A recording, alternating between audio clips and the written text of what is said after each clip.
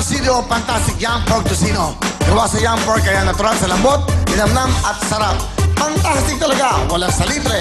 No need to boil, just fry. Higit sa lahat, gawa ng CDO, kaya siguradong de kalidad. At ngayon, meron ding CDO Fantastic Young Pork Patless Tocino. Gawa din sa young pork at puro laman. Sa mga health conscious, ito ay para po sa inyo. Young ang lambot, young ang linamnam, young ang masarap. Yan ang fantastic. Thank you very much. Welcome po sa ating kantanong. Tuloy-tuloy tayo. Thank you very much sa CDO Fantastic Young Pork Tocino. Okay, lahat ng gusto mag-enjoy, punta lang kayo sa Wills Events Place. Ayan po, kita-kita tayo dyan. Number 30, Silence Girls Beat, Quezon City. Phone number po yan ay 376-7935 for reservations. At syempre, tomorrow, Friday and Saturday, nandiyan po si Olivia at ang Yellow Lane Band. Again, so, Wills Events Place, Olivia and Yellow Lane Band, Fridays and Saturdays. Thank you very much. Tuloy-tuloy tayo. At ito na po, ang mga bisita natin ay mga magmamabiyanan. Okay, mga magpagpabiyanan. Ito na po si Anay Tasing at si Nanay Bell. Okay, bati po kayo, Nanay Tasing. Ano? Bati kayo ng magandang... Doon po, doon sa camera. Will, Doon magandang... muna, bumati muna kayo doon. Will, magandang gabi. Aray ko. Okay, bumati muna po kayo, Nanay. Binabati ko ang mga kapatid ko dyan sa Ilocos. Ang anak ko, apo ko. Mga kapatid ko sa Ilocos, pasensya na kayo. Hindi pa ako nakakauwi dahil, alam nyo na mahal ko kayo. At saka binabati ko yung balay ko dyan sa Tondo. Balay, Los! Balay, Los. At saka yung mga kapatid ng manugang ko. Binabati ko. Yun lang, Will. Okay. Awen, bigyan mo nga si Lola. Kanina pa nilalamig. Ay, nakip-kip po. Bigyan mo nga ng jacket. Kanina pa, oh. Ikaw ba? Hindi ba nakikita yun? Kanina pa siya nakaganyan.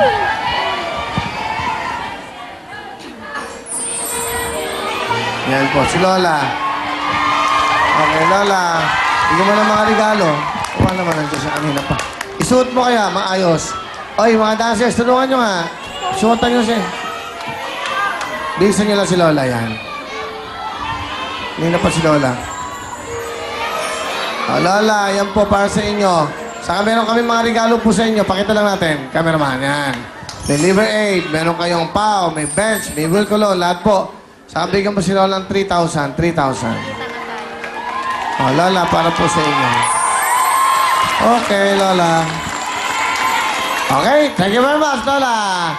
Okay, yan. Aling Tasing, lapit po kayo dito. Lapit muna. Magtatanong muna. Huwag niyo muna ako unahan. Ako muna, okay? Sige, ho. Ilan ang anak nyo? 4. 4. Ngayon, etong kasama nyo ay inyong manugang. O, sa panganay. Sa pangalan yung anak. Ilan po ang anak nyo sa 4? Lahat ba'y nakapagtapos? Lahat ba'y nagtatrabaho? Nagtatrabaho na yung asawa ng manugang ko ngayon. Nasa barko. Ilan lang naging manugang nyo? 2. Ito yung panganay. Oo, panganay. Kayo bang manugang mo malapit sa Oo. Nakatira sa amin, bahay. sa inyo, ho? Oo. So, ano po ang ginagawa ng inyong manugang? Wala, nag-aalaga lang ng anak niya. Ganun, ho? Oo. Sige. Pakilala niyo po sa amin ang inyong manugang. Pinapakilala ko ang pinakamaganda kong manugang, si Lorna. Miss Lorna, Hello magandang po, gabi. Kuya Will. Magandang gabi po. Oh, hindi ba bihira yung ganyan, yung mahirap makitira sa iyong mga biyanan dahil alam mo na, siyempre, sila ang masusunod. Oo nga po. Kuminsan nga po, yun nga, Nay, dumarating yung time na hindi kami nagkakaanuhan. Kumbaga, minsan pasaway din po si Nanay at saka ako din po. So, ano ibig mo sabihin? Meron kayong minsan na hindi pagkakaunawaan. Opo. Sabi naman daw po nila, talagang natural lang daw po yung nagkakatampuhan. Kaya lagi ko pong sinasabi kay Nanay, okay lang yon kasi at least matuto kaming mag-adjust sa isa't isa kung paano pa namin mas pagtitibayan yung relasyon namin magbiyanan, alang-alang po sa anak niya at saka sa apo niya po. Ang tanong ko lang, Lorna, bakit ka nakikitira noon ng asawa mo, may sapat na edad na kayo? Yun nga Napakahirap makitira sa biyanan dahil pagtaas mo ng paa mo, papansinin. Opo. Pag hindi ka nagluluto, tatamad ka. Opo. Pag hindi ka nagbabayad ng tulong sa kuryente, wala kayong ginawa kundi gumastos ng kuryente, Opo. tubig. Lahat yan madidinig mo sa biyanan mo yan. Opo, totoo po yan, kuya. Matagal na po namin na pag-usapan mag-asawa yan. So, before pa po kasi na ma-meet ko yung husband ko, talagang breadwinner na po siya sa kanila. Sa ngayon po, kami po yung tumutulong po sa kanila. Pero sa kanila kayo nakatira. Magkasama po kami. Kaya ayaw po na husband ko na bumukod pa muna po kami para at least po, Mabantayan iniisip niya pa sila. rin po niya po yung family niya. Hindi lang po kami na anak niya. Ilan Ganun kayo po. nakatira doon? Ano po, bali kasama ko po yung dalawang bayaw ko po. Sa sinanay po. Tapos ako po, tsaka yung baby ko lang po. Di, ang dami nyo. O, ano po kami. Ano gusto mo sabihin sa biyanan mo? Yun nga po, Nay. Salamat po ako sa inyo kasi lagi kayo nandyan sa tabi ko, ginagabayan niyo ako, tinutulungan niyo ako sa araw-araw, lalo na po, nag-aaral na po yung anak ko. At least po, malaking bagay po yung sa araw-araw na tinutulungan niyo po ako. Ganun po. At saka po, pasensya na po kung minsan di tayo nagkakaano. Kasi kung minsan po, pagka medyo may vitamins na po, medyo iba na po kasi yung ano. Iba na po yung dating ko minsan po. Pero sanay na po ako. Normal na po yun. Sabi ko nga po, mas lalo tayong matutong mag-adjust sa isa't isa. Ayun po. I love you, Nay. Love you too. Nanay, tapos ilapit po sa mikropono para mali. Ano po gusto niyo sabihin sa inyong manugang? Na, thank you sa pagtitiis mo, sa kakulitan ko. 8 taon na nagtitiis ka. Pareta. Ito ang tandaan mo na lahat ng mga sinasabi ko sa iyo para sa inyo. Ha? Sa inyong kinabukasan, lalo na yung asawa mo, nasa malayo. Kaya lahat ng sasabihin ko sa iyo, kabutihan mo. Magtipid ka, yung mga importante lang ang bibilin mo, yun lang.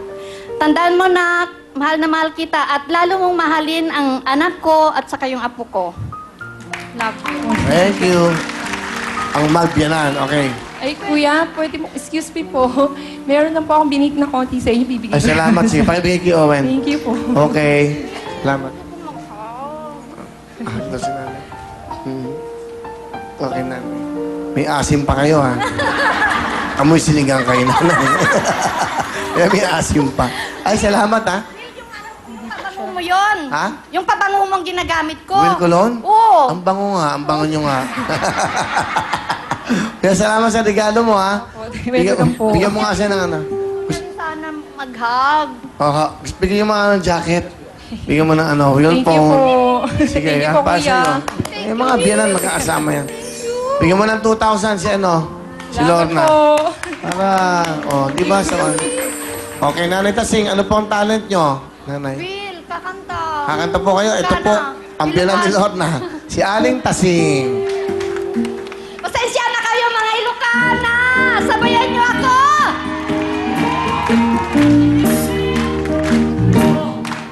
Day, ilokat mo man sa bintana, ikot babam, nakitaen to'y kinayawam, ay mataya kon no dinakasyan.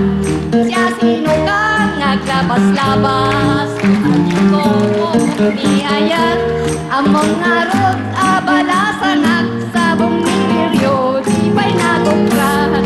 Thank you. Salamat po, Nanay. Nanay, meron kayong 5,000, ha? Tago niyo po yan. Okay. Ito naman si Nanay Belle.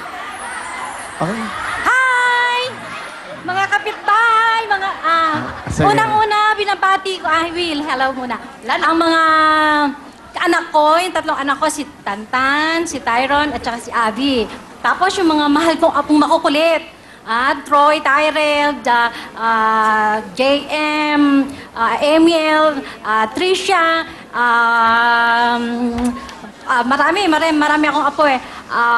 Basta mga apo na lang, Nanay. Pia Bianca and JR. Importante, Tsaka yung mga yung mga kapitbahay ko, hello, just sa kung babati kayo, hindi ko na kayo interviewin. Hindi na po. Kasi ang importante ito kayo eh. Kasi bati kayo ng bati. Yung binabati Okay. nyo. Di ba? Opo. Importante ho kayo kaya makadinig kami sa buhay nyo.